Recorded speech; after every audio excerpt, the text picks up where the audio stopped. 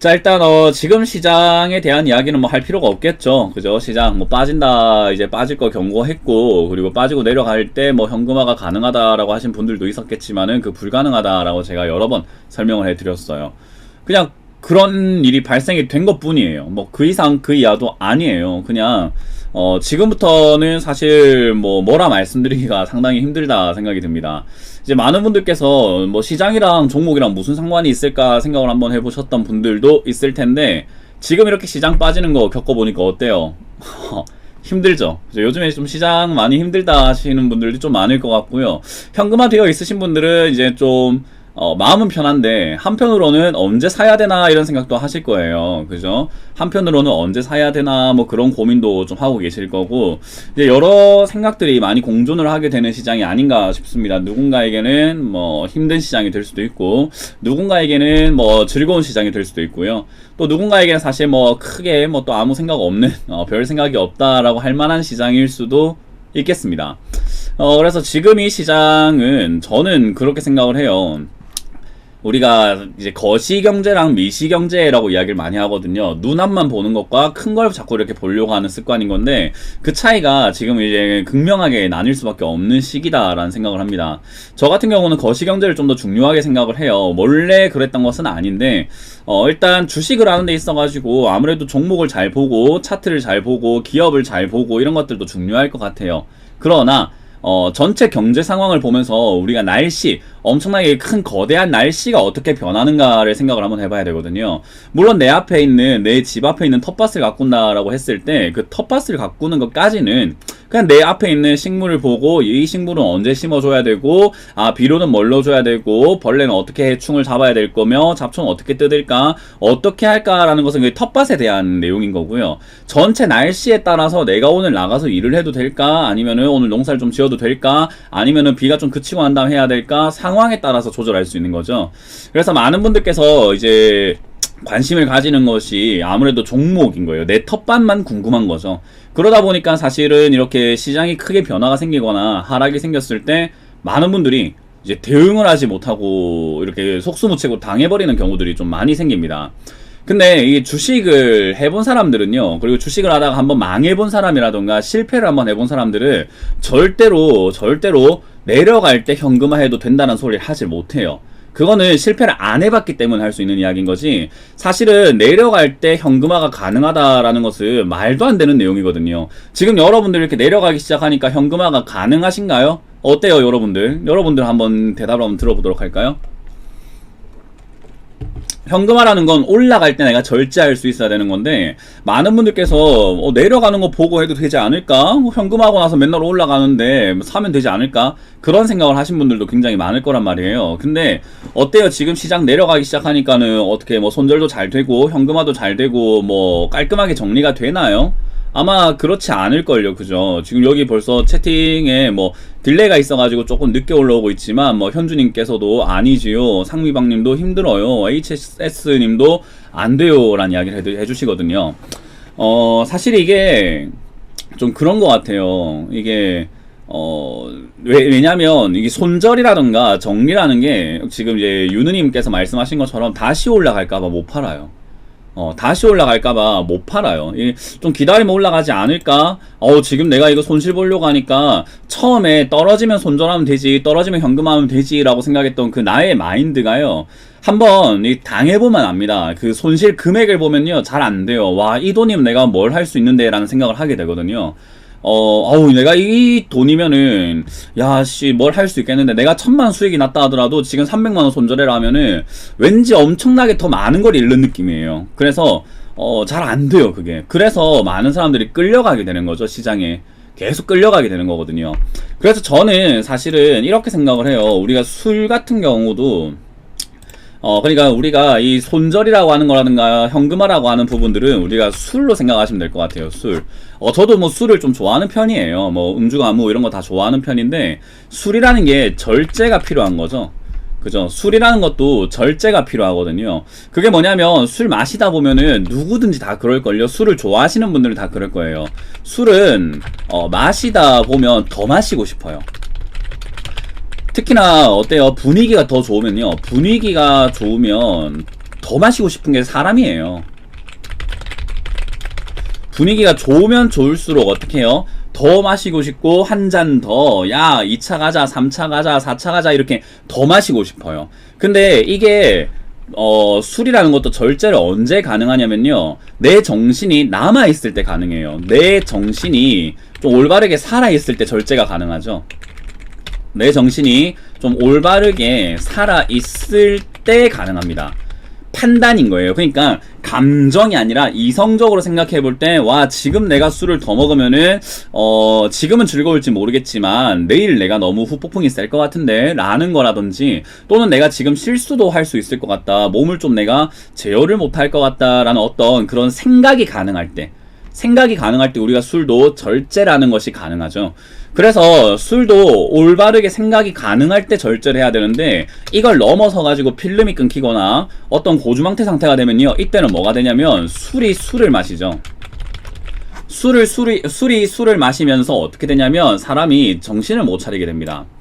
정신을 못 차리고 계속 실수를 하게 되거나 이제는 감당하지 못하는 사태까지 일어나게 되죠. 그래서 우리가 가끔 이렇게 술 먹고 기억이 안 난다 하는 일이 있으면요, 기억이 안 날 때 다음날 부끄러운 일들이 굉장히 많이 발생이 돼요. 그죠? 그래서 술을도 마찬가지로 내가 필름 끊기면 절제하면 돼 라는 생각을 하면 안 되거든요. 왜냐하면 필름 끊기면 절제가 안 되기 때문이에요.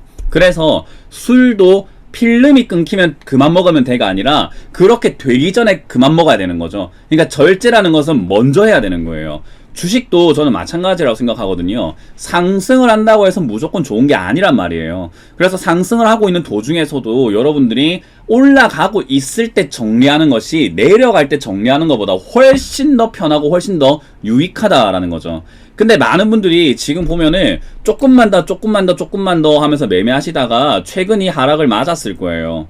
감당됩니까? 저는 지금 여러분들이 걱정이 많이 됩니다. 근데 한편으로는 걱정이 되면서요, 현금하지 않으신 분들에 있어가지고는 한편으로는 걱정이 되면서 한편으로는 어쩔 수 없지라고 생각을 해요. 왜냐하면 이런 일이 발생이 될 거기 때문에 저는 욕을 들어가면서까지 현금화를 하라라는 이야기를 많이 해드렸거든요. 현금화 하라고 난 다음에 계속 올라가요 라고 하더라도 저는 그 신념을 굽히지 않았어요. 아닙니다. 여러분들 내려갈 때 현금화 하려고 하면 안 됩니다. 수익 낸 거 전부 다 토해낼 겁니다. 안 됩니다. 절대로 안 돼요. 절대로 안 돼요 라는 이야기를 많이 해드렸거든요. 왜냐하면 경고였던 거죠. 이미 해본 사람의 경고예요. 이미 한번 해봤기 때문에, 저런 시장 많이 만나봤기 때문에, 이렇게 조정 없이 올라간 시장의 끝은 어떻게 되는지 저도 많이 봤기 때문에 해드렸던 말이라는 거죠. 지금 주식시장의 가장 큰 악재가 뭔가요? 라고 했을 때 여러분들은 코로나라고 생각하실 분들이 많을 텐데, 지금 시장의 가장 큰 악재는 코로나가 아닙니다. 명백하게 말하면요, 지금 시장의 가장 큰 악재는요, 실물 경제와 주가 간의 주식시장, 증시와의 괴리감이, 이게 제일 큰 악재예요. 무슨 말인지 이해가 되면 1번 눌러보실까요? 지금 시장의 가장 큰 문제는요, 실물 경제와 증시 간의 괴리감이 발생이 되어 있다라는 게, 이게 가장 큰 문제예요. 이게 가장 큰 문제예요. 이게 엄청나게 큰 문제예요. 네. 많은 분들께서 지금 이 부분에 대해서 좀 집중을 하고 인정을 해야 되는 부분인 건데, 실물 경제와 증시와의 이제 가장 큰 괴리감, 이게 지금은 바로 지금 시장의 가장 큰 악재입니다. 이게. 네. 자, 그러면은 실물 경제가 지금 어떻게 되고 있는가를 보도록 할게요. 최근에 여러분들 뉴스를 좀 보셨나 모르겠습니다만은, 뉴스를 보면은 1번 코스피 상장사의 영업이익이 감소했다라는 뉴스 보셨을 겁니다. 그죠? 코스피 상장사의 영업이익이 감소했다라는 이야기를 보셨을 거예요. 자, 오늘 제가 약간 팩트로 말씀을 드릴 거예요. 뭐 상리방님께서 뭐 조정 없이 오른 거품도 그런 거죠라고 하는데, 그런 내용하고 좀 다르다라고 보시면 됩니다. 코스피 상장사의 영업이익이 감소했습니다. 많은 분들이 컨택트에서 언택트로 넘어갔다라는 이야기를 많이 하고, 지금 닷컴 버블 때와는 다르다, 실적이 나오고 있지 않느냐라고 하는데, 실제로 봤을 땐 상장사의 영업이익이 감소했어요. 삼성전자를 제외하면 50% 정도가 감소했다라고 합니다. 이 말은 뭐냐? 지금 코스피에 상장되어 있는 모든 기업들의 영업이익이 반토막이 났다라고 보시면 돼요. 영업이익이 반토막 났다. 자, 우리 상식적으로 생각해봅니다. 주식의 주자도 몰라도 괜찮아요. 주식 초보분들 보셔도 괜찮아요. 다들 생각이란 걸 할 수 있잖아요. 뇌는 장식이 아닙니다. 생각이란 걸 한번 해보자라는 거예요. 뇌를 좀 굴리세요. 돌려보세요. 한번 생각을 한번 해보자라는 거예요. 자, 지수라는 것은 생각을 한번 해보는 겁니다. 영업이익이 증가하며 올라가는 게 맞는 거죠. 그죠? 지수라는 것은 영업이익이 증가하며 올라가는 게 맞아요. 지수뿐만 아니라 주가들도요. 그죠? 지수라는 것은 지금 상장되어 있는 모든 기업들의 시가총액의 합을 평균화해가지고 점수화로 시킨 거예요. 그래서 이 1980년대 상장 처음 되었을 때 모든 기업들이 처음 되었을 때 코스피 지수가 100으로 잡아가지고 지금이 2400 정도, 2300 정도가 된다라는 거죠. 그러니까 1980년대 상장되었을 때보다 시가총액의 합이 23배가 커졌다라는 지수예요. 그렇기 때문에 이 지수라는 것은 결국 시가총액이 커진다라는 것을 의미하는 건데, 지수가 올라간다라는 말은 결국 영업이익이 증가하고 앞으로 돈을 더 많이 벌 거라고 생각하고 투자하는 사람들이 많아야 되는 거거든요. 상식적으로요.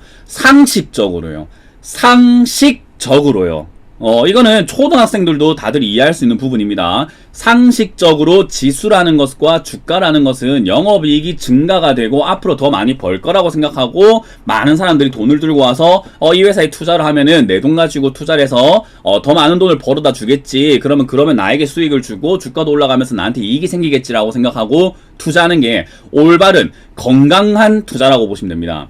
영업이익이 증가하며 올라가는 것이 맞다. 지금 이제 상민리님께서 어제 조금 오른 건 개미꼬식인가요? 쌤 하셨는데 강퇴하세요. 지금 미시적이 눈앞만 볼 게 아니라니까요. 눈앞만 보시는 분들이 조금 더 올라갈까요? 시장이 반등 나올까요? 어느 포인트까지 갈까요? 어디까지 빠질까요? 내가 어떻게 해야 됩니까? 지금 종목 어떻게 할까요? 어떻게 추가하면서 할까요? 어떻게 할까요? 그게 지금 중요한 게 아니라고 이야기를 하는 거잖아요. 그죠? 지금 강의 내용은 종목 하나 보자, 지금 여러분 대응 어떻게 하세요, 이런 걸 가르쳐 주고 있는 게 아니에요. 정말로 봐야 될 걸 안 보고 있어서 제가 너무 답답한 마음에 봐야 될 걸 보여드리는 거예요. 팩트로만 다 조져버릴 거예요, 오늘은. 여러분들이 보고 싶은 것만 보고 있고, 지금 저 말고 많은 이제 전문가들 있잖아요. TV 전문가라든지 방송을 보시면은 시장 괜찮다라고 하는 사람 많을 거예요. 앞으로 더 올라갈 거라고 하는 사람도 많을 거고요. 그래서 제가 말씀드리는 거예요. 보고 싶은 것만 보고 많은 사람들이 올라간다고 하니까 올라갈 거라고 믿고 있느냐? 그 근거가 뭐냐? 나는 지금 그게 아니라는 근거를 하나하나 보여드릴 거라는 거예요. 상식적으로 말해가지고요. 자, 다시 한번 갑니다. 상식적으로 지수가 영업이익이 증가하면 올라가는 것이 맞다라는 것은 누구도 반박할 수가 없습니다. 자, 그런데 지금 코스피가 작년에 비해 가지고 올해 지금 영업이익이 작년에 비해서 올해 영업이익이 삼성전자를 제외하고 나니까 50%가 감소가 됐습니다. 자, 그러면 지수가 올라가는 게 맞습니까? 내려가는 게 맞습니까? 상식적으로 작년보다 영업이익이 반토막이 난 상태입니다. 그러면 지수가 올라가는 게 맞습니까? 내려가는 게 맞습니까? 자, 올라, 내려 둘 중에 하나만 적어보세요. 상식적으로 우리 초등학교 수준으로 생각해보자 이 말이에요. 작년보다 영업이익이 삼성전자 제외하면 반토막이 났습니다. 영업이익이 반토막이 났어요. 자, 그러면은 올라가는 게 맞을지 내려가는 게 맞을지를 생각해보자는 거예요. 현실적으로, 상식적으로요. 정말로 상식적으로요. 삼성전자 빼면서 50%가 감소가 됐다는데, 그러면 사실 상식적으로 얘가 있어야 되는 자리는 어디여야 되는 건가 라고 하면 2000포인트가 작년의 기준이었다고 한다면 그냥 상식적으로 눈대중으로 계산을 한번 해보게 된다면은 당연히 저기 아래쪽으로 1000포인트 반토막이 나는 게 맞는 거거든요. 근데 반토막은 너무했다라고 생각을 하는 거예요. 그러니까 사실은 지금 내려가야 되는 거죠. 내려와 있어야 되는 거예요. 실물 경제를 얘가 반영을 해준다라고 한다면은 내려가 있어야 돼요. 우리가 저평가라고 하는 건요, 아니, 야, 아무리 그래도 반토막이 났다 하더라도 1000포인트는 너무하지 않니? 그때가 우리가 매수할 포인트인 거고, 사봐야 되는 우리가 저평가라고 생각해볼 만한, 상식적으로요. 그죠? 아니, 앞으로 경제가 안 좋아질 것 같은데, 그러면 2400포인트 올라가는 게 아니라, 야, 상식적으로 이렇게 내려가는 게 맞는데 너무 과하게 내려갔어, 너 지금 너무 오버했어 싶을 땐 우리가 매수하는 게 맞아요. 그 과하게 내려갔다 오버했다 싶은 자리가 3월달이었던 거고, 그죠? 내려가는 건 맞는데 3월은 너무 오버한 거잖아요. 오버하면서 너무 급락을 했으니까 살만한 자리가 맞았던 거고, 지금은 어때요? 상식적으로 지수가 반토막이 났는데, 반토막이 나야 되는데도 불구하고 사실은 영업이익만 따져봤을 때는요, 반토막이 나야 되는데도 불구하고 어때요? 지수는 오히려 작년보다 더 올라와 있다라는 거예요. 작년보다 더 올라와 있다라는 거예요. 무슨 말인지 이해가 되세요? 지수는 작년보다 더 올라와 있다라는 거죠. 그러면 지금 이게 아까 말했던 가장 큰 악재예요. 지금 이거는 하락을 오버를 했다라고 한다면 지금은 또 상승이 오버하고 올라가고 있는 거죠. 상승이 올라가고 있는 건데 많은 분들이 이런 이야기를 합니다. 이런 이야기를 해요. 아이 야 그래도 저거는 거품이 아니야. 왜요? 그때는 옛날 닷컴 버블하고 달라. 전 거품 버블 이런 거 아니야. 왜 그러냐? 이거는 지금 실적이 나오는 버블 아니니 이런 의견을 내고 있는데 저는 이것도 말도 안 되는 이야기라고 하는 게 잘 생각을 한번 해봅시다. 상식적으로 자꾸 TV에서 나오는 거라든가 언론에서 말하는 걸 고지고대로 믿지 마시고 상식적으로 생각을 한번 해보자라는 거예요. 지금 이제 언택트 합니다. 언택트 하면서 사상 최대 실적 이야기를 많이 해요. 특히나 뭐 게임업이라든지 뭐 전자결제업이라든지 카카오라든지 네이버라든지 온라인업을 하고 있는 그런 기업들이 사상 최고 실적을 냈다라는 그런 이야기를 하고 있습니다. 그죠? 사상 최고 실적을 냈다라는 이야기를 하고 있는데 상식적으로 생각을 한번 해보세요. 여러분들 지금 카카오로 네이버로 뭘 돈을 그렇게 어마어마하게 쓰고 계시죠? 게임으로 지금 여러분들이 3차 산업에 썼던 것만큼 오히려 4차 산업에 쓰고 계십니까? 난 그런다 1번 아니다 2번 해보세요. 여러분들 상식적으로 생각 한번 해보세요. 여기 지금 많은 분들이 있기 때문에 우리가 설문조사할 필요가 없어요. 여기 있는 분들하고 다 할 수가 있어요. 자, 나는 평소에 돈 쓰던 거 전부 다 온라인으로 지금 다 쓰고 있습니다. 온라인으로 카카오에 쓰고 있고요. 네이버에 돈 주고 있고요. 게임에다가 나 안 하던 게임도 하고 있고요. 지금 돈을 엄청나게 한 달에 한 100만원 정도 지출을 했었는데 지금 100만원을 온라인에 다 쓰고 있습니다. 라고 하시는 분들 1번. 아니요. 온라인에 쓰긴 쓰지만 축소했다. 굉장히 작다라고 생각한다면 2번. 이게 무슨 이야기를 하고 있는 거냐면요. 지금 여기 보시면은 온라인으로 돈 쓰고 있다 하시는 분들 많이 없어요. 대부분이 조금 더 쓸 뿐이에요. 평소에 내가 오프라인에서 사람들하고 술 마시고 밥을 먹고 옷을 사고 이런 거에 돈을 한 90만원 썼다면은 이제 온라인에 10만원 썼던 사람들이 집에 있으니까 심심하다 보니까 그런 외출에 대한 외식이라던가 이런 것들의 소비가 줄어들면서 지출이 줄었고 온라인에 10만원 쓰던 걸 15만원 쓰고 있는 정도 또는 많이 쓰면 20만원 정도 쓰고 있는 정도예요. 그러니까 소비의 패턴이 바뀐 건 아니에요. 그러면 이게 왜 패턴이 안 바뀌었나 라고 이야기하면은 아직까지 그 패턴이 바뀔 정도의 인프라가 깔린 게 아니에요.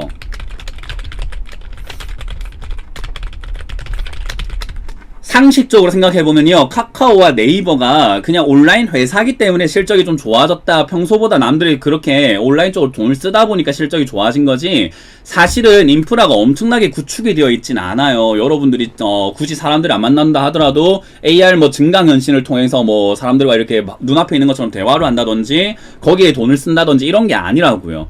4차 산업에 엄청나게 지금 수혜를 받고 있는 게 아니에요. 인프라가 없거든요, 사실은. 여러분들 사실 지금 스마트폰 가지고 할 수 있는 게 뭐가 있습니까?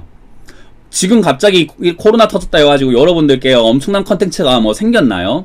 엄청난 컨텐츠가 생겼기 때문에 거기에 돈을 엄청나게 쓰게끔 유혹을 하고 있나요? 그게 아니에요. 지금 전부 다 그냥 언택트로 넘어가니까 언택트가 실적이 나오고 있는 버블이야 라고 하는데 아니에요. 현실은 이 참담합니다. 삼성전자 제외하고는 전부 다 영업이익이 감소됐다라는 거죠. 왜 그런 일이 발생이 되는가 라고 하면 소비를 하지 않고 있잖아요. 사람들이 소비를 하지 않고 있잖아요.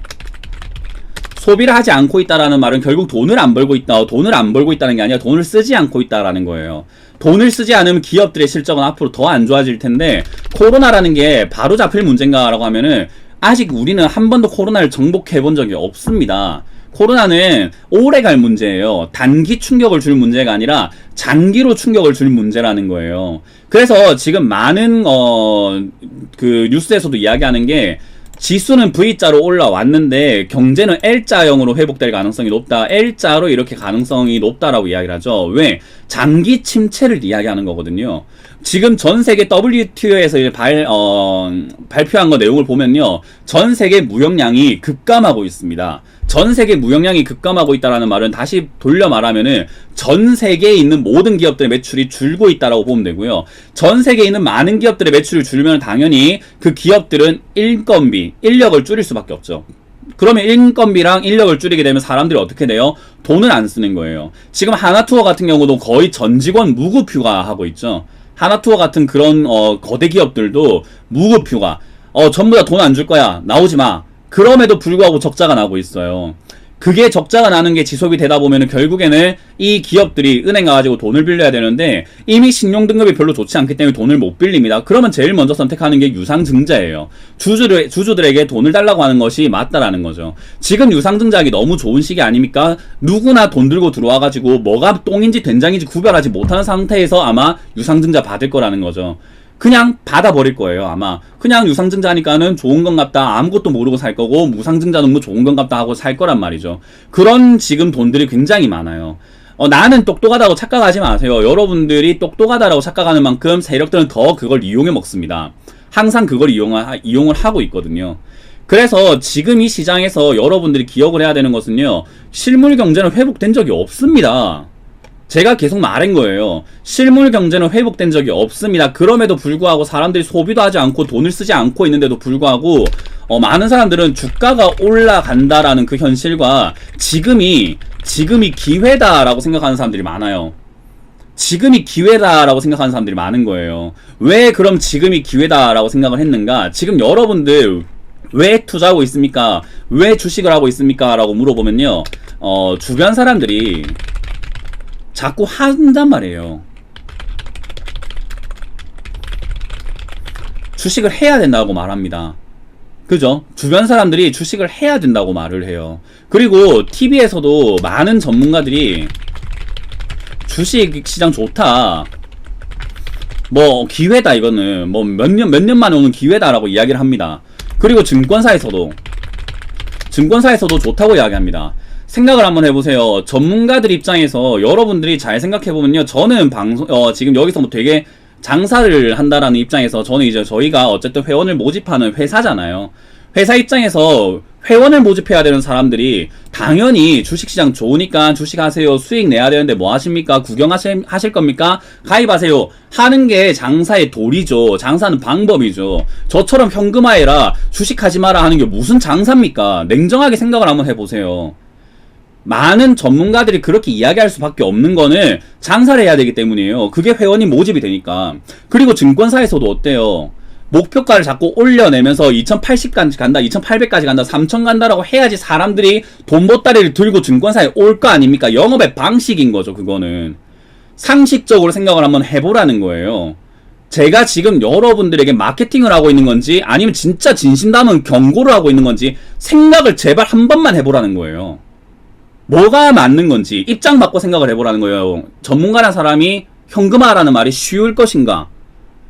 제가 보고 있는 시장은 거품이에요. 이거는 거품은 언젠가 반드시 터지게 되는데 절대로 떨어질 때 여러분들은 정리가 안 됩니다. 그렇기 때문에 저는 그걸 막아보고 싶은 거예요. 적어도 제가 전국에 있는 모든 투자자들을 바꿀 수는 없지만 적어도 최소한 이 방송을 보고 있는 분들에게만큼은 제가 영향을 좀 주고 싶다라는 거예요. 도와주고 싶은 거예요. 막아주고 싶은 거예요. 그 엄청난 재앙들을요. 지금은 올라간다고 기회다라고 하는데 이유가 뭡니까? 라고 하면은 근거가 뭡니까? 하니까 올라가니까요. 올라가니까. 지금까지 올라왔고 올라가잖아. 내가 틀렸니? 눈으로 보여주는 거죠. 자, 저 상식적으로 봤을 때 저는 어떻게 보면 실물 경제에 대한 이야기를 많이 하면서 경고를 해드리고 있는데, 지금 상식적으로 봤을 때 실물 경제는 그렇다 하더라도 주가는 올라가고 있잖아. 그러니까 많은 개인 투자자들 뭐라 하냐면 문현진 너 틀렸어. 실물 경제나 보고 있어라. 너는 틀렸어. 지수는 계속 올라가고 있으니까 넌 틀렸다라고 봐요. 틀렸다, 맞다의 개념으로 보고 있다라는 거죠. 저는 그렇게 생각한 적이 없거든요. 저희는 저가 이제 뭐 맨날 말하지만은 제가 수익 난 거 뭐 자랑할 필요가 여기서 뭐가 있습니까? 여러분들 수익 못 내시는 분들도 있을 거고, 전문가라는 사람은 수익 내는 게 당연한 건데 그걸 당연한 걸 왜 자랑을 하고 앉아 있어요? 저는 자랑할 필요가 없다 생각을 하거든요. 그죠? 여기에 올라갈 때 뭐 수익 여러분들 안 났을지 모르겠지만 저희는 매매 잘 했어요. 그리고 현금화하면서 잘 기다렸고요. 우리는 현금한 상태에서 남은 현금으로 매매를 꾸준히 해오면서 계속 해왔어요. 그게 맞는 거죠, 그냥. 어떤 장이든 매매를 해가지고 수익을 내는 게 맞는 거지. 뭐 올라가는 장에선 수익이 안 나, 내려갈 때만 수익 나, 이건 이상한 거예요. 그래서 여러분들이 맞다 안 맞다의 평가가 아니라 여러분들은 이 시장에서 얼마나 즐겼나를 스스로가 양심에 손을 딱 얹고 가슴에 손을 얹고 생각을 한번 해보라는 거예요. 여러분들이 과연 내가 이 시장 정말로 즐기고 정말로 난 여기서 실력을 정말 발휘해가지고 매매를 잘 했을까? 그리고 난 이 하락을 대해서 대비를 했을까? 실물 경제를 보고 있을까? 나는 지금 눈앞만 보고 있나 멀리 보고 있나 한번 생각을 해보라는 거예요. 왜 그러냐면 여러분들 주식 언제까지 하실 건가라고 하면 전부 다 평생 할 거다라고 하잖아요. 근데 왜 지금 눈앞만 보고 있어요? 지금 실물 경제는 와르르 무너지고 있습니다, 여러분.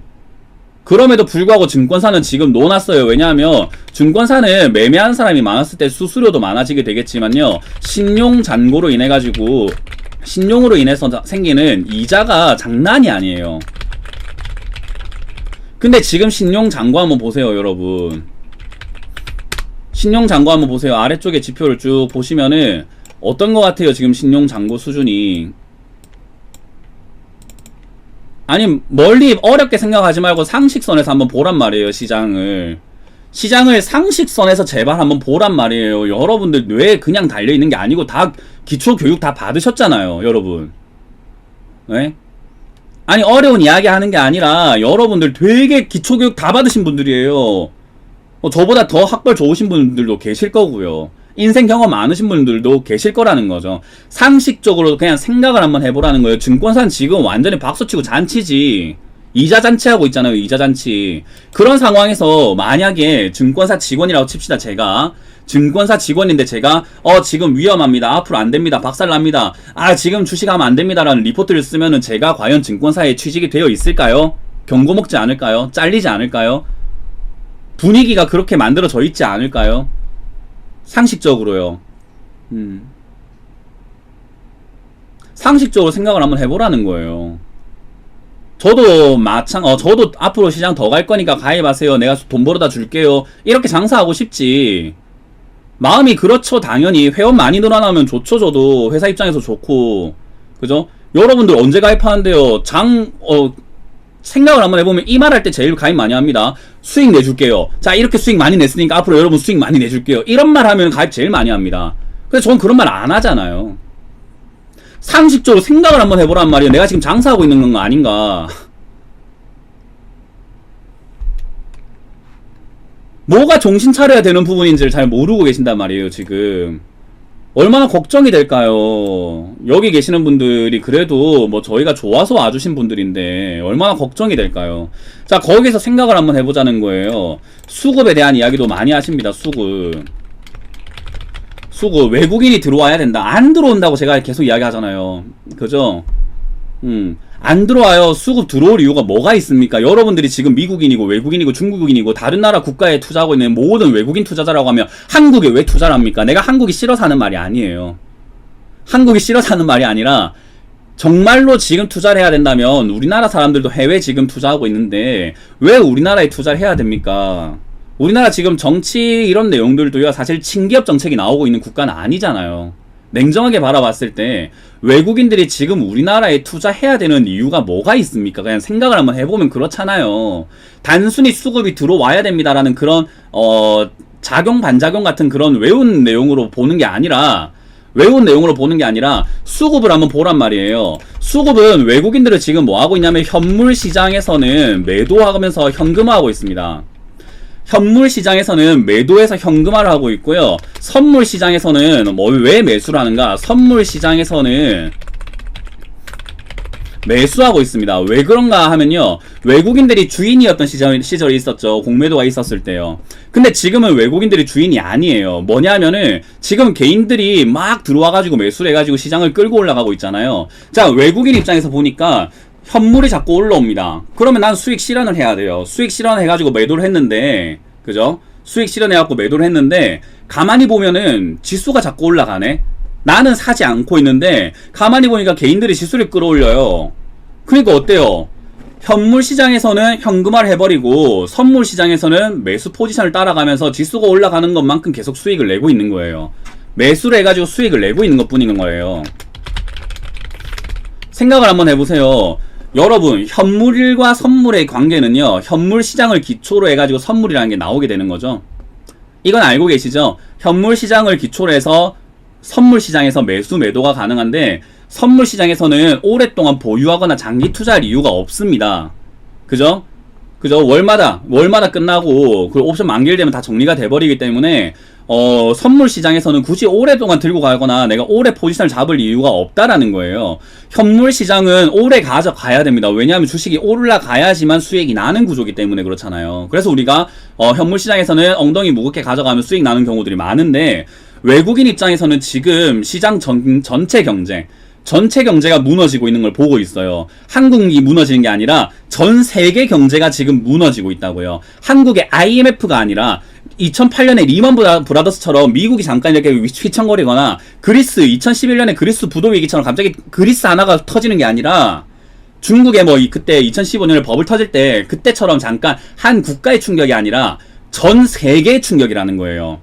전 세계가 동시다발적으로 지금 다 무너지고 있는 수준이에요. 밑에 있는 힘든 국가들은 지금 거의 또 부도 위기까지 가고 있는 수준이고, 그렇게 하나하나 무너지고 있습니다. 그러면 이 시기에서 주식을 한다라는 게, 주식을 장기로 가져간다라는 게 과연 옳은 방법일까 생각을 해보라는 거예요. 얘들은 지금 외국인들은요, 빨리 현금화를 시키는 것이 자기들 입장에서는 유리하다라는 거예요. 자기들 입장에서는 빨리 현금화를 시켜버리는 게 훨씬 더 유리한 거죠. 그리고 원화를 들고 있으면 전 세계에서 통용이 안 되는데, 달러를 들고 있으면 그래도 통용이 됩니다. FOMC에서 달러 가치를 올릴 가능성이 저는 높다라고 보거든요. 우리나라는 원화 가치 올리기가 힘들 겁니다. 왜? 국가의 위상이 높아져야 되는데, 국가의 위상이 높아지려면 기업들이 성장을 해줘야 되는데, 성장 끝이 난 것 같거든요. 성장 지금 많이 힘들 것 같고 회복되려면 오래 걸릴 것 같아요. 원화의 가치, 그게 올라가려면 힘들어요. 그러면은 원화가 비싸지는 게 아니라 달러가 비싸질 가능성이 높은데 왜 원화를 들고 있습니까? 얘들 지금 나갈 가능성이 높은 거예요. 주식을 현금화 시켜놓고 바로 달러 사서 나가버리죠. 그리고 난 다음에 돈은 벌어야 되겠고, 지수는 계속 올라가는 게 뻔히 보이니까 얘들이 선물시장에서 매수가 그냥 들어오는 것 뿐이런 거라는 거예요. 이해가 되세요? 자, 그러면 저가 바라보는 수급은 뭔가라고 한다면요, 여러분들 수급을 외인, 기관, 개인 이렇게 나누시는데 주식을 뭐 때문에 하십니까, 여러분들? 자, 적어봅시다. 오늘 짧은 시간에 많은 이야기를 하고 싶어가지고 지금 속도가 좀 빠를 수는 있습니다만은, 여러분들 어디 가서 돈 주고도 못 듣는 내용 해드리고 있는 거예요. 정신 차리시라고. 여러분들 어디 가서 이런 강의 돈 주고도 못 들어요. 저같이 쉽게 설명해주는 사람도 없고요. 정신 차리고 들으세요. 빨라도 어쩔 수가 없습니다. 다 꼭꼭 씹어서 드세요. 이런 거, 모든 것들을. 지금 굉장히 중요한 강의 해드리고 있는 거예요, 여러분. 오늘 강의는 굉장히 중요한 강의 해드리고 있는 거예요. 너무 걱정돼서, 안타까워서 거의 유료 방송에서 하는 강의 해드리고 있는 거예요. 다들 보시면은 지금 수익 보려고, 돈 벌려고 하잖아요. 그러면 주식시장의 수급은요, 주식의 수급은 그냥 이렇게 생각하시면 돼요. 주식시장의 수급은요, 저는 이렇게 이야기를 합니다. 돈 버는 자와 돈을 잃는 자라고 이야기를 합니다. 이걸 제가 이야기하는 게 뭐라고 이야기를 하냐면은 승자와 패자라고 이야기를 하잖아요. 저의 개념으로 봤을 때 제가 만든 이야기이긴 하지만 그냥 승자와 패자의 개념으로 보란 말이에요. 외국인이 잘한다 못한다 몰라요. 못하는 외국인일 수도 있는 거지. 기관도 개인들 돈일 수도 있는 거지. 그거는 별로 중요하지 않다라고 봐요. 외국인과 기관은 결국에는 좀 목적을 가지고, 얘들이 단합이 잘 되다 보니까 아무래도 기관과 외국인의 수급이 꾸준히 들어오는 건 좋다라고 생각할 수는 있는데, 일단 우리는 수급을 봤을 때는 승자와 패자 개념으로 보라는 말이에요. 돈을 버는 자들과 돈을 잃는 자의 개념으로 보라는 말이에요. 자, 그러면 지금 우리가 주식을 한다라고 했을 때 거의 지금은 좀 거짓말 못해가지고 전 국민이 주식 열풍이다라고 해도 거짓말은 아닌 것 같습니다. 그죠? 전 국민이 주식 열풍이 불었다라고 해도 거짓말은 아니에요. 근데 여러분들 생각을 한번 해보시면요, 2018년과 2019년을까지 보면요, 작년과 재작년으로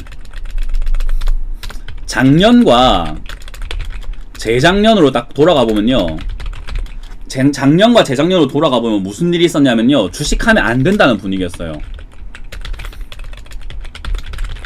주변 사람들한테 주식해라 라고 하면은 주식하면 안 된다라는 분위기였고, 주변 사람들 중에서 주식한다라는 생각이 없었고 주식에 대해서 부정적이었어요. 그런데 지금 주식의 주자도 모르던 사람들이 아무것도 모르고 돈 만들고 들어왔다라는 거예요. 아무것도 모르고 돈 만들고 지금 주식하러 들어왔어요. 이 사람들은 승자들이었는가 패자들이었는가를 생각 한번 해보자는 거죠. 돈을 버는 자들이었는가, 돈으로 돈을 버는 자들이었는가, 몸으로 돈을 버는 자들이었는가를 생각 한번 해보자는 거예요. 지금 이 시장에 가득 찬 사람들은 몸으로 돈을 벌던 사람들입니다. 지금 생각을 한번 해보면요, 몸으로 돈을 벌던 사람들이 주식하러 들어왔어요. 뭘 들고요? 돈을 들고 들어왔습니다. 자, 그런데 여기서 생각을 한번 해보세요. 어렵게 생각할 필요가 없습니다. 돈을 들고 들어왔는데 주식을 살려면은 반드시 나에게 팔아주는 사람이 있어야 돼요. 지금 2020년 3월 전까지 또는 4월 5월 여기 지금 현재 전까지 시장을 보면요, 개인들이 매수하고 있는 시장이 여기 대각선 올라가고 있는 시장인데, 여기는 정말로 우리가 뭐 순이 아버지부터 해가지고 철수 아빠부터 해가지고 모든 사람들이 다 주식을 하고 있다라 해도 과언이 아니거든요. 그런 사람들이 매수를 하기 위해서는요, 여기는 장사예요. 거래라는 거죠. 주식을 들고 있던 사람들이 팔아주지 않으면 원래 못 사는 게 여기의 원칙입니다. 원리가 그래요. 이 물건 하나, 이거를 들고 있던 사람이 있고 돈을 들고 있던 사람이 있습니다. 그게 물물 교환이 되는 거예요. 자, 그럼 지금 팔고 있는 사람들이 있을 거고 사고 있는 사람들이 있을 텐데, 지금 사고 있는 사람들은 여러분들이 봤을 때 돈 버는 자들입니까? 돈 잃는 자들입니까? 지금까지 역사상으로 봤을 때 지금 인생을 여러분들 다 한번 돌이켜보세요. 인생을 돌이켜봤을 때 나는 돈으로 돈을 버는 사람이었는가?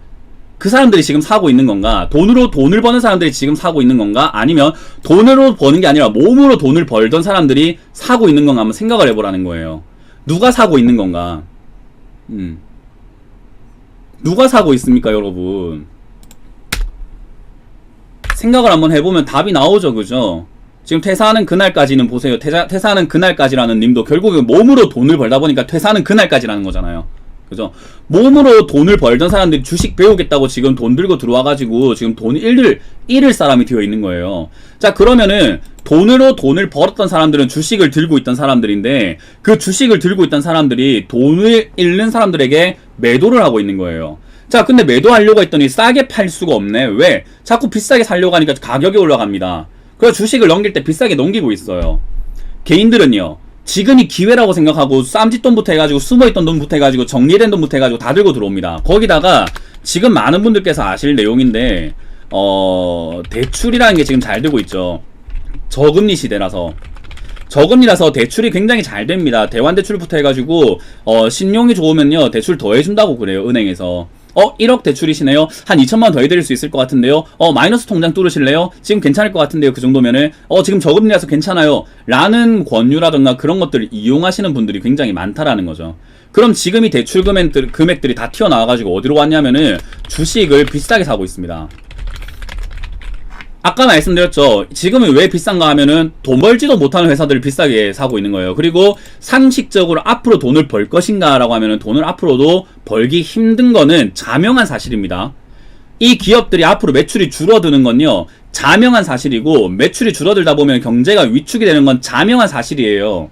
언제라는 시기는 알 수가 없지만은 앞으로 하루하루가 가면 갈수록, 그걸 빨리 깨달으면 깨달을수록 그런 내용들이 경제에 타격을 주면 줄수록 결국은 무너지는 겁니다.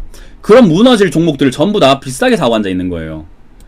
2차전지도 굉장히 거품이 많이 끼어 있고요. 5G 같은 경우도 거품이 많이 끼어 있어요. 실제로 지금 2차전지가 보급이 되고 판매량이 늘어나려면 최소 5년은 걸려야 되거든요. 근데 지금 주가는 이미 단기간에 다 올라가 버리고 있죠. 5G 같은 경우도 보급이 되고 뭔가 이용을 정확하게 하기 시작을 하려면 최소 3년에서 5년은 걸려야 되는 내용인데, 벌써 지금 주가는 이미 저기 급등해갖고 올라가 있는 거예요.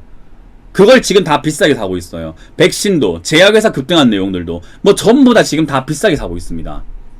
저는 그 내용들이 지금 비싸게 살 거면 단타를 해야 된다, 비싸게 살 거면 장기로 보지 마라 라는 이야기를 정말 많이 해드리고 있는데도 불구하고 많은 분들이 지금 대출까지 받아가면서 주식을 비싸게 사고 앉아 있습니다. 얼마나 걱정이 안 됩니까, 여러분들?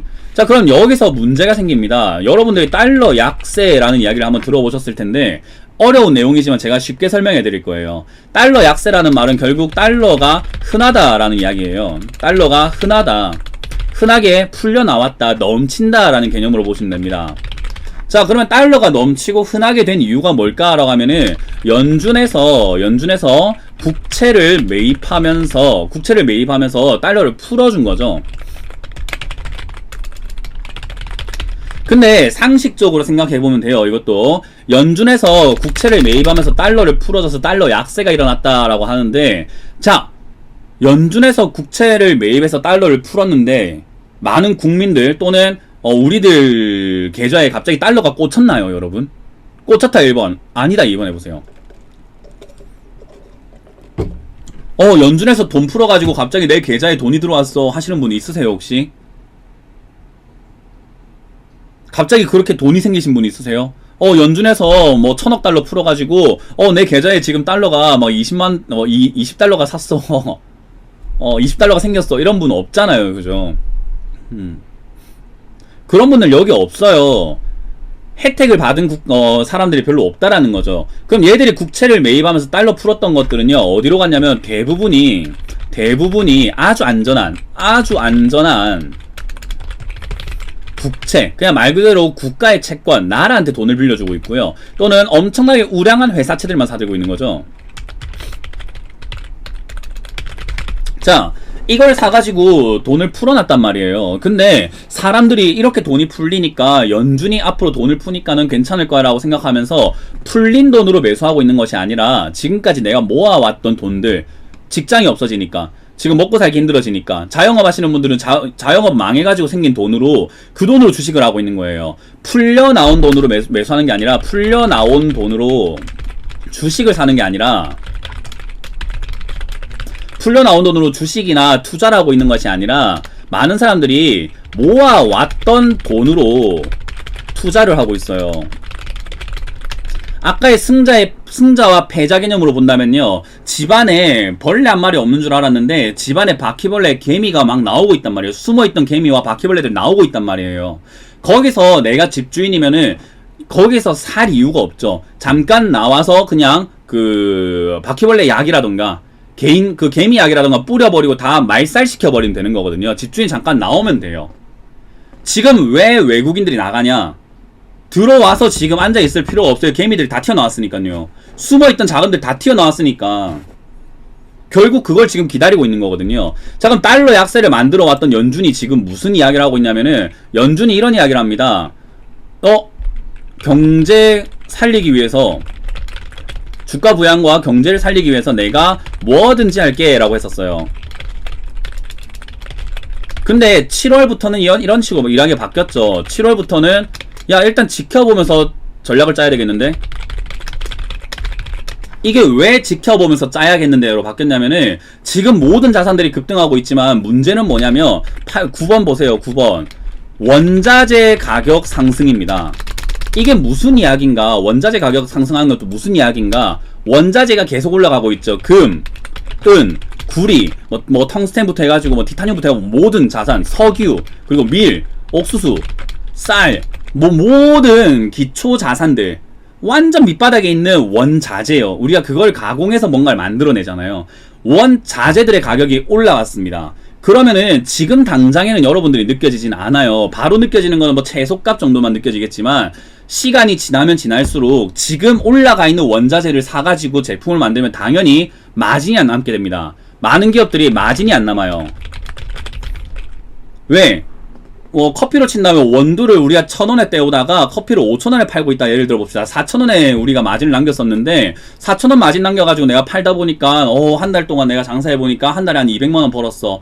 거의 뭐 직장이나 똑같긴 한데 그래도 내일이니까 정말 마음을 편하게 한번 해보고 하자. 앞으로 돈 더 벌 수도 있을 거야 했는데, 원두 가격이 1000원에서 2000원, 3000원, 4000원까지 올라갑니다. 마진이 1000원밖에 안 남아요. 그럼 난 200만원 벌던 사람이 50만원 벌게 되는 거죠. 굉장히 힘들어집니다. 그러면은 역시 사람을 자를 수밖에 없고 알바를 못 쓸 수밖에 없고 내가 더 일해야지라고 하지만 결국 힘들어지니까 가게를 접을 수밖에 없는 상황까지 갈 수 있습니다. 그래서 기업들은 생존하기 위해서 결국 물가 제품을 올리게 돼요. 제품 가격을 올리게 된다는 거죠. 그 말은 결국에는 원자재 가격이 상승되는 건요, 지금 당장은 아니지만 이거는 이미 6월달, 5월달, 6월달부터 이미 많이 왔단 말이에요. 5월, 6월부터 원자재 가격이 상승해 왔고 7, 8월까지 상승하고 있는데, 이건 곧 뭐로 이어지냐면은 제 생각에 맞다면은 약 한 10월달부터는 인플레이션이 문제가 터질 것 같습니다. 10월부터는 아마도 지금 비싼 원자재로 만들었던 모든 제품들의 가격들이 상승하기 시작하는 인플레이션이 올 가능성이 높다. 인플레이션 조짐이 보일 가능성이 높다라는 거죠. 인플레이션, 건강한 인플레이션은 좋은 거예요. 물가가 올라가야 기업이 많이 벌고 사람 더 구하고 더 많이 쓰고 물가가 올라가야 더 많이 벌고 이게 좋은 선순환인데 지금 문제는 뭐냐면요. 수요가 늘어났거나 해서 인플레이션이 온 게 아니라 화폐 가치가 떨어져서 나오는 인플레이션입니다. 달러 약세라고 하는 저 화폐 가치가 떨어져서 나오는 상대적으로 커피를 마실 때 5,000원을 줘야 되는데 돈값이 떨어지다 보니까 이 물건 하나를 사는데 5,000원으로 거래가 안 되는 겁니다. 야 요즘에 돈 5,000원 그거 뭐야 1,000원짜리 5개는 아무 의미가 없어. 아예 1,000원짜리 줄 것 같으면 7개는 줘 라는 개념이라는 거예요. 그래서 7,000원으로 거래가 되는 물가가 올라가는 현상이 나는 건데 화폐 가치가 떨어져서 나오는 인플레이션은 조정을 할 수 있는 방법은 딱 하나밖에 없습니다. 중앙은행과 정부에서 할 수 있는 방법은요. 저 인플레이션 잡기 위해서는 금리를 올려야 합니다. 금리 인상을 해야만 해요. 반드시 해야만 합니다. 이건.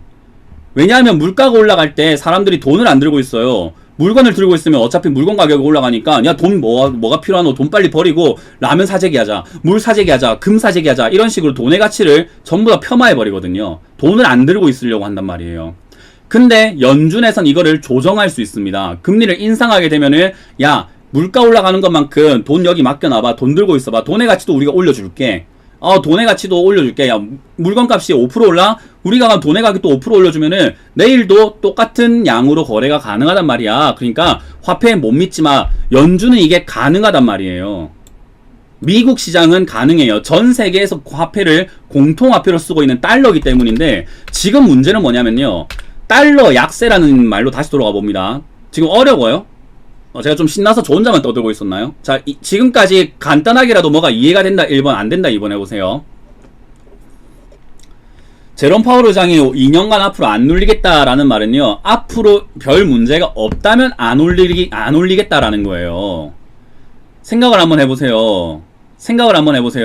앞으로 문제가 없으면 안 올리겠다라는 거예요. 앞으로 문제가 없다며. 문제 터졌는데 금리 안 올리고 앉아있으면 그거 문제 못 잡습니다, 여러분. 문제가 터지고 난 다음에 그거 잡으려고 하면은 못 잡는다고요. 여러분들 생각하는 것보다 연준과 정치인들은 똑똑합니다, 여러분. 저보다도 똑똑해요. 사실은 저는 어떻게 보면은 일개 전문가인 것 뿐인 거고, 그런데 뭐 취직돼 있는 사람도 아니잖아요. 제가 연준 직원도 아니고, 그죠? 생각을 한번 해보시면 제가 생각할 수 있는 이런 문제점들은 걔들도 알고 있는데 쉽게 할 수 있는 문제는 아니에요. 그래서 금리라던가 화폐 정책이 굉장히 어려운 내용이에요, 원래는. 그걸 하고 있는 사람들은 정말로 어려운 내용을 하고 있는 거예요, 사실은. 이거 하나 했다고 해가지고 모든 것들이 다 막 떨어지는 게 아니라 이 하나 때문에 굉장한 여파가 있거든요. 금리를 올리는 것 때문에 여파가 생기고 내리는 것 때문에도 여파가 생겨요. 그래서 함부로 올릴 수도 없고 함부로 내릴 수가 없는데 인플레이션을 막기 위해서는 금리를 올릴 수밖에 없는데 제롬 파월 의장이 이런 이야기를 하죠. 인플레이션이 올 수 있기 때문에 선금리 인상은 하지 않겠다. 선제 조치는 하지 않겠다라고 한 거예요. 그 말은 뭐냐면 인플레이션이 오는 걸 눈으로 보고 난 다음에 올리겠다라는 건데 인플레이션이 오기 시작하면 그 속도 굉장히 빠릅니다, 여러분. 굉장히 빨리 올라가요. 인플레이션이 오게 되면요. 굉장한 빠른 속도로 인플레이션이 가기 때문에 그거를 맞춰서 가려면은 급격한 금리 인상을 해야 돼요. 급격한 금리 인상을 하게 되면요. 무슨 일이 발생되냐면 지금 버티고 있는 기업들 다 터져 나갑니다. 못 버텨요. 연명하고 있는 기업들이 많아요. 적자가 나고 있지만 저금리이기 때문에 야 우리 영업이익이 지금 얼마 나오진 않는데 돈 빌리니까 이자 내는 것까지는 우리가 해볼만해. 왜? 우리가 지금 100억 빌렸는데 이자가 하도 싸서 2억 이자만 내면 되거든. 그래 이자만 잘 내면은 거기서 우리 추심 들어올 일은 없잖아. 그래 2억만 벌자 였는데 금리가 올라가기 시작하고 경제가 안 좋아지기 시작하면은 2억이 1억으로 줄게 되고 매출이 막 1억으로 줄게 되고 영업이익이 1억밖에 안 나오는데 금리는 어때요? 변동금리로 하거나 채권을 발행했던 사람들 전부 다 더 많은 금리를 줘야 되거든요. 그러면은 2%, 3%, 4% 하면은 3억, 4억, 5억 줘야 되는데 이제는 버틸 수가 없는 거야. 파산 신청해버리는 겁니다. 그럴 때. 저는 그걸 내년 2월 정도로 보고 있습니다. 내년 2월에는 파산하거나 감사보고서에서 비적정이라든가 한정 나오는 기업 굉장히 많을 거라고 보고 있거든요. 그런 일이 발생되면 정지당하거나 폭락하는 기업들이 많은데 증시가 앞으로 계속 간다는 그런 이야기를 하는 사람들은 도대체 무슨 이야기를 하는 거예요, 도대체가. 그리고 제일 중요한 거는 화폐 가치인데 화폐 가치가 떨어져서 나오는 인플레이션이기 때문에 금리를 올려야 되는 건데요. 다시 달러 약세로 가봅니다. 달러 약세 때문에 여러분들은 이렇게 보고 있을 겁니다. 달러 약세가 일어나서 금 가격이 올라갔다. 달러가 약세가 일어나니까 금 가격이 상승이 되고 있다라는 생각을 하고 계시거든요. 자, 그러면은 달러 약세가 일어났다라는 말은 반대로 달러가 약해졌다. 그 말은 우리가 뭐를 생각하시면 되냐면요. 달러가 약해졌다라는 말은 상대적으로 원화가 비싸져야 되는 겁니다. 귀해져야 되는 거예요. 왜냐하면 비율면으로 따지는 거기 때문에 달러 한 장과 우리나라 원화 한 장의 가치가 지금 달러가 흔해진 거면 금값이 올라간 거면 그것 때문에 금이 엄청나게 지금 귀해지거나 금이 뭐 갑자기 뭐 사람 암을 고쳐준다든지 그런 게 아니잖아요. 그냥 금은 달러 가치가 떨어지니까 올라가는 거잖아요. 자, 그런데 원화가 귀해졌다라고 하는 말은 결국엔 뭐냐면 귀해진다. 그럼 원화가 어떻게 되냐면 원달러 환율이 지금 금 가격이 그렇게 올라갈 정도면요, 솔직히 1,000원 밑으로 내려가야 돼요. 달러 약세 때문에 금 가격이 올라간 거고, 정말 달러만 약해진 거면 원화가 비싸지는 게 맞는 거예요. 근데 왜 안 비싸졌나? 지금 1280원까지는 일시적으로 올라갔거든요. 1290원, 뭐 300원 저 언저리까지는 일시적으로 올라갔는데 지금 떨어지는 속도 보세요. 생각보다 가파르진 않습니다. 달러가 그렇게 흔하다면서, 근데 원화가 안 떨어진다는 말은 뭐 하고 있는 거냐 하면요, 원화도 엄청 실이 발행했어요. 지금 이 말이 뭔지 아세요? 원화도 지금 엄청나게 풀어놨다라는 말은요, 지금 우리나라 돈의 가치도 떨어진 겁니다. 무슨 말인지 이해가 되면 1번 눌러보세요. 우리나라 돈의 가치도 떨어졌습니다. 글로벌 무대에서요. 우리나라의 돈의 가치도 글로벌 문화에서, 글로벌 시장에서 원달러 비교를 해봤을 때 생각보다는 너희 지금 돈을 안 풀었으면 귀할 뻔했는데 돈 좀 많이 풀었는데 재난지원금 풀었잖아. 중앙은행 돈 발행했잖아. 중앙은행에서 시중은행 나가가지고 시중은행이 또 돈 풀었잖아. 부동산 대출 많이 해주고 있잖아. 돈 많이 튀어나오고 있잖아. 지금 신용 봐봐. 신용 대출이 지금 1600조야 너희. 돈이 엄청나게 풀려 나오고 있잖아. 그러면 지금 저 미국이 풀어낸 것만큼 너희도 풀어내고 있다는 거니까 가치가 비슷하네. 비율적으로 미국 돈 10장 찍을 때 너희도 한 장을 찍었어. 원래 그랬어. 근데 지금 미국 장 20장 찍을 때 너희가 한 장만 찍었으면은 환율 괜찮을 것 같은데 20장 찍을 때 너희도 2장 찍네. 그럼 비율이 또이네. 똑같네 라고 보는 거죠. 우리나라의 돈의 가치도 굉장히 떨어져 있다라는 거예요. 이 말은 무슨 이야기로 해석할 수 있냐면요, 아까 말했던 인플레이션이 나왔을 때 금리를 올려야 할 때, 금리를 올리는 시기가 나왔을 때 달러의 흡수 속도, 나와 있는 돈을 흡수하는 속도와 원화의 흡수 속도는 다릅니다, 여러분. 시장에 풀려 있는 돈을 거둬들이는 그 속도가 다르단 말이에요. 그래서 상대적으로 뭐냐면은 달러의 흡수 속도는 거의 뭐 진공 청소기, 완전히 그 삼성 완전 청소기 좋은 거 있죠, 그거. 아니면 다이슨 청소기라고 한다면요, 원화의 흡수 속도는 빗자루예요.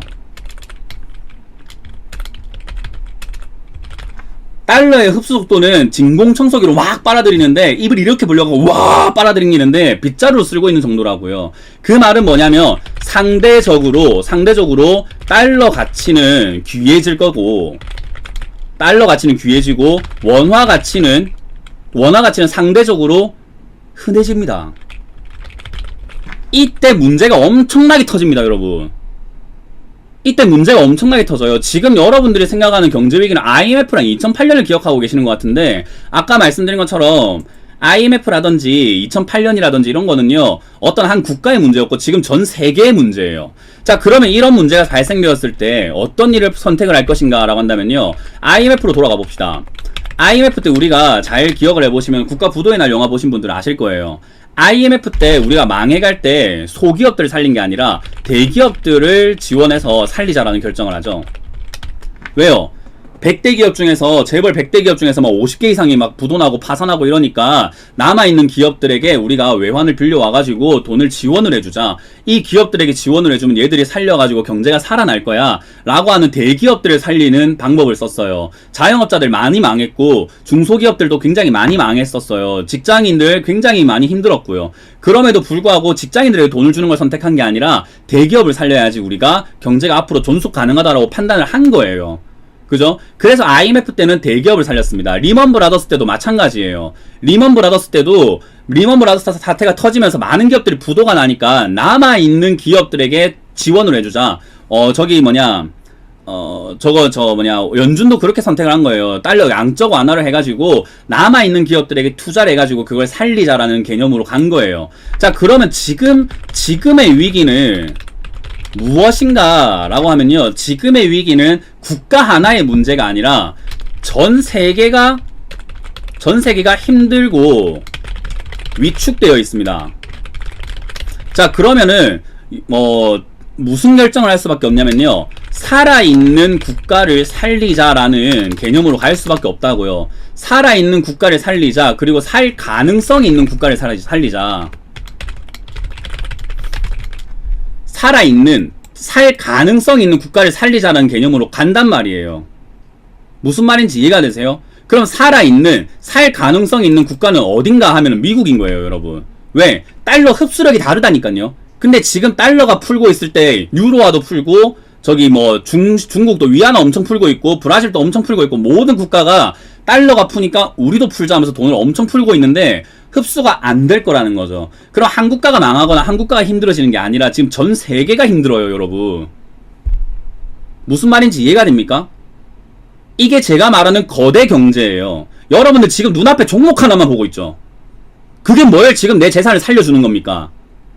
재산을 지키고 싶다면서요. 재산 불리고 싶은 거 아닙니까, 여러분들? 투자자들 아니에요? 종목쟁이들입니까? 주식쟁이들입니까? 자산 불리고 싶으신 거 아니에요? 그러면 거대 경제를 봐야죠. 내 돈을 어디다가 보관하는 것이 유리할까를 생각을 하셔야죠. 주식에 보관하는 게 유리할까? 현금 들고 있는 게 유리할까를 생각을 하셔야죠. 또는 현금 들고 있는 게 유리할까? 부동산 들고 있는 게 유리할까? 금을 들고 있는 게 유리할까를 생각을 한번 해보셔야 된다라는 거죠. 이런 강의 누가 해줍니까? 이런 이야기 누가 해줍니까? 종목 이야기, 시장 이야기나 하고 앉아있을 그런 게 아니에요, 지금 시장이. 제가 유료 강의 수준을 해드리고 있는 거예요, 여러분. 제가 여러분들께 유료 강의 수준을 해드리고 있는 거예요. 이런 강의는 진짜로 저희 우리 회원들은요, 정말 자세하게 하나하나 다 이해하면서 들어요. 그래서 요즘에 나온 뉴스를 보면은 징조를 빨리빨리 파악을 하고 우리는 어떻게 해야 되겠다라는 계획을 짜게 되거든요. 근데 여러분들은 이런 내용들을 잘 모르셨기 때문에 문제가 생기는 거예요. 이제 여기서는 여러분들이 궁금한 게 이걸 거예요. 그러면 나는 지금 어떻게 해야 됩니까? 여러분들이 이렇게 질문할 거예요. 지금 나는 어떻게 해야 됩니까? 라고 질문할 거예요. 저는 이렇게 이야기를 합니다. 여태까지 몸으로 돈을 벌던 분들이 지금 어떤 선택을 하든 간에 틀렸습니다. 어떤 선택을 하시더라도 올바른 방향으로 가질 못해요. 이게 왜 그러냐면, 냉정하게 저는 항상 말 돌려하는 스타일 아니죠, 그죠? 전 돌려하는 말 아닙니다. 여러분들 지금 희망 가지지 마시고, 그러면 달러 사야 되나? 현금 들고 있어야 되나? 주식 팔아야 되나? 이렇게 생각하지 마시고, 여러분들이 시기도 모를 거고, 타이밍도 모를 거고, 전략도 없을 거고, 아무것도 안 된단 말이에요. 어떤 선택을 누구의 도움 없이 하기 힘들어요. 제가 오늘 강의 안 해줬으면 여러분들 시장 제대로 보질 못했어요. 맞습니까? 인정합니까? 오늘 제가 이 강의 1번부터 13번까지 이야기를 하게 되면은, 1번부터 13번까지 이런 이야기 해드리기 전까지 여러분들은 듣고 싶은 것만 들어오셨고, 보고 싶은 것만 들어왔단 말이에요.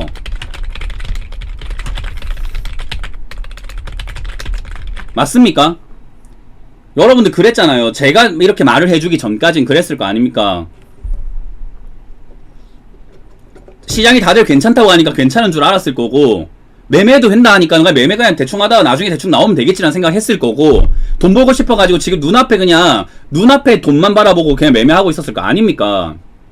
그런 분들이 오늘부터 뭘 달라질 거예요. 오늘부터 어떤 선택을 하더라도 올바른 방향으로 가질 못해요. 왜냐하면 지금이 제가 말했던 모든 지식과 분석은 무너진 것이기 때문이에요.